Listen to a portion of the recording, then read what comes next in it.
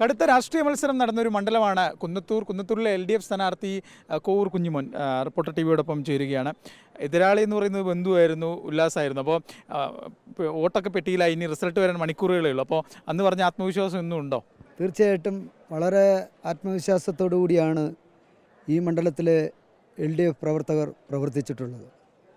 കഴിഞ്ഞതിനേക്കാൾ വലിയ ഭൂരിപക്ഷത്തിൽ LDFൻ്റെ സ്ഥാനാർത്ഥി വിജയിക്കും, ഒരു സംശയം വേണ്ട.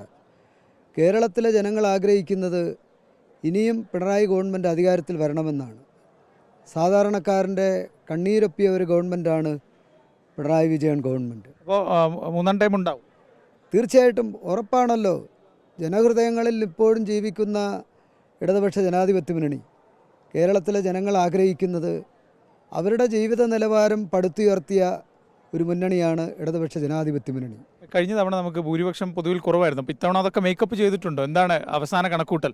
അവസാനത്തെ കണക്കുകൂട്ടൽ കഴിഞ്ഞതിനേക്കാൾ വളരെ മൃഗീയമായ ഭൂരിപക്ഷത്തിൽ ഇടതുപക്ഷ സ്ഥാനാർത്ഥി എന്ന നിലയിൽ ആത്മവിശ്വാസമുണ്ട്. ഞങ്ങളുടെ മുന്നണിക്ക് ആത്മവിശ്വാസമുണ്ട്. കേരളത്തിൽ ഭരണം കിട്ടുന്നതോടൊപ്പം കുന്നത്തൂർ മണ്ഡലവും ഇടതുപക്ഷ ജനാധിപത്യ മുന്നണിയുടെ കരങ്ങളിൽ ശക്തമാണ്. എന്തായാലും അവസാന മണിക്കൂറിലും അദ്ദേഹം വലിയ ആത്മവിശ്വാസത്തിലാണ്. ഭൂരിപക്ഷം കഴിഞ്ഞ തവണത്തേക്കാൾ ഉയർത്തും. കഴിഞ്ഞ തവണ ചെറിയ ഭൂരിപക്ഷം കുറഞ്ഞിരുന്നത്, ഇത്തവണ ഇരട്ടിയാക്കും, മൃഗീയ ഭൂരിപക്ഷത്തിൽ ജയിക്കുമെന്നാണ് കോവൂർ കുഞ്ഞുമോൻ റിപ്പോർട്ടർ ടിവിയോട് പറയുന്നത്. വീഡിയോ ജേർണലിസ്റ്റ് അബു താഹിറിനൊപ്പം റിപ്പോർട്ടർ AV ജയശങ്കർ, റിപ്പോർട്ടർ, കൊല്ലം.